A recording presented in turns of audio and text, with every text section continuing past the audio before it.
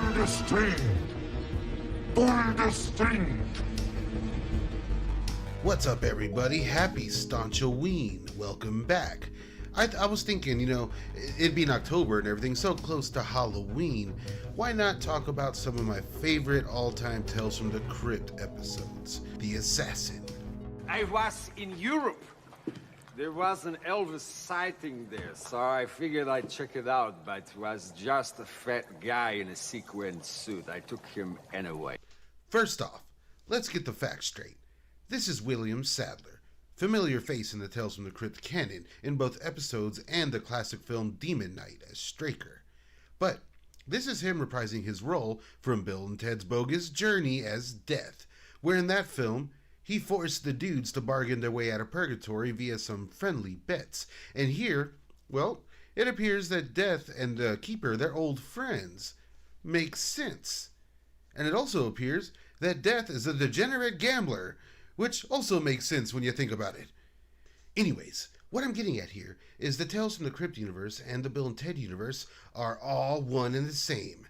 And since Corey Feldman's in this episode, that means that he too is part of the Bill and Ted universe. Facts. Anyways, the assassin tells the tale of an AWOL assassin who's being hunted down by operatives from the CIA, and they've tracked him down. Problem is, they have to deal with his unassuming wife, who has absolutely no idea about her husband's secret past. The story gets going pretty quick here. We get hints that something's up early on as we see the house under surveillance. And the husband, he definitely seems a little sketchy, a little 90s, a little beardy, you know what I mean?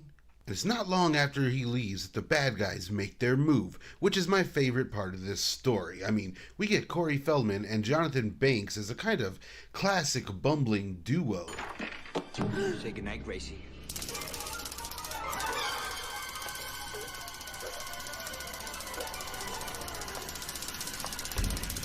Feldman's doing a kind of a lisp, reminiscent of his performance from The Birthday. And Jonathan Banks, he has a whimsical strut about him. It's nice to see that guy having a good time.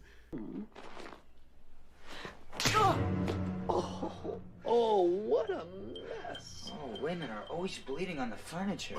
Let's grab some munchies. Women are always bleeding on the furniture. What the what? The main plot kind of plays out like True Lies or something like that, as they reveal to the housewife that her husband, of course, is actually an AWOL CIA assassin who's been on the lam for 5 years. And everything this woman knows about her husband is a lie. Even his face, as they explain how he got plastic surgery and they've been on his tail.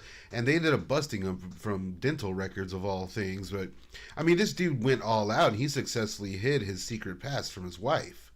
But, of course, instead of just handling business, our 90s bumbling villains lay out the entire plan, as they tend to do. And as badass as they are, though, Chelsea Field, who plays Gwen here, she's the head. She's the leader here. She's the badass, you know what I mean? Unfortunately, there's a no-witness policy, and Gwen recommends that they take the innocent Miss McKay down to the basement and take care of her. Okay, what do you guys think's gonna happen here? How do you think the episode's gonna end? Let's take a little poll. Okay, number 1. The assassin never makes it home because he lost a bet to William Sadler. Number 2. Corey Feldman sporadically busts out into song and dance. Or number 3. Everybody likes this video, and leaves me a comment, and subscribes to Staunch TV. Let me know what you think below. But, of course, Feldman's sex drive leads him down the so-so path to 90s lust, and Miss McKay is able to distract him. I mean, how can you say no here, honestly? Feldman has played some bad guys, but this guy really sucks. And in classic Tales from the Crypt fashion, he gets a memorable on-screen end. Mrs. McKay, I'm still gonna kill you when I'm finished. Whoa! Whoa! Hey, Mrs. McKay! Mrs. McKay! Stop it! Stop it! Stop it! Stop! Mrs. McKay! Mrs. McKay! Stop it! Yeah, down! Classic. Now, Miss McKay, it turns out she's kind of a badass as she takes things in her own hands. She's barely doing it, but she's getting by. She's smart, you know what I mean? She even kicks Chelsea Field's ass and nearly manages to escape. just before giving Jonathan Banks the old single white female treatment. Sad to see them go, but, this is Tales from the Crypt. I think that's why actors did this show, to have a memorable end on screen. From here on out, it's all about the ladies, though, as Chelsea Field kind of one-ups the game, and, well, they talk about balls. Who are you? I'm your worst nightmare. A woman with balls. You don't have balls, lady. You don't know the first thing about them. I've disemboweled a man while he was screwing me. That took balls. And I kind of just keep thinking that at any moment her husband's going to show up and just handle business, you know what I mean? And of course, he does.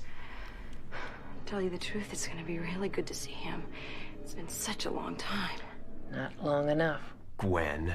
What did you just call me? I called you Gwen. At least that's what you told me your name was when we were dating. So now that it's all over, she can, or he can, whatever, have his dinner party. And again, for no reason at all, in classic Tales from the Crypt form, he's also a cannibal and feeds his victims to his dinner guests. And his own husband? Oh, and he breaks the fourth wall. Amazing episode. Of course I am, silly. What else would I be? And the episode ends here with the Keeper getting the best of William Sadler's death, as they've been betting on body parts this whole time, apparent. So, the assassin is much different than its source material, but it's all for the better, as the original one's kind of a dull story, and overall it gives you everything you'd want from a Tales from the Crypt episode.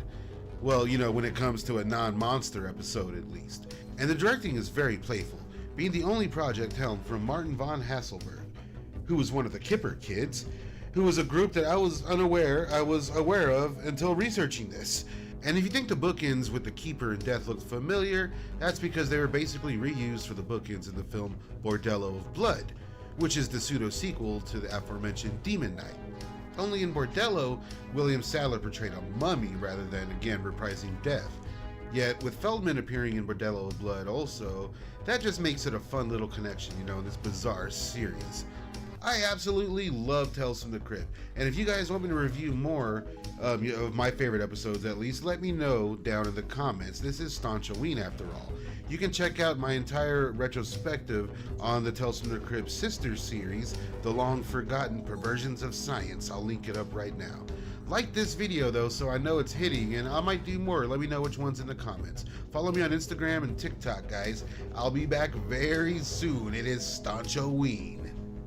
Bye!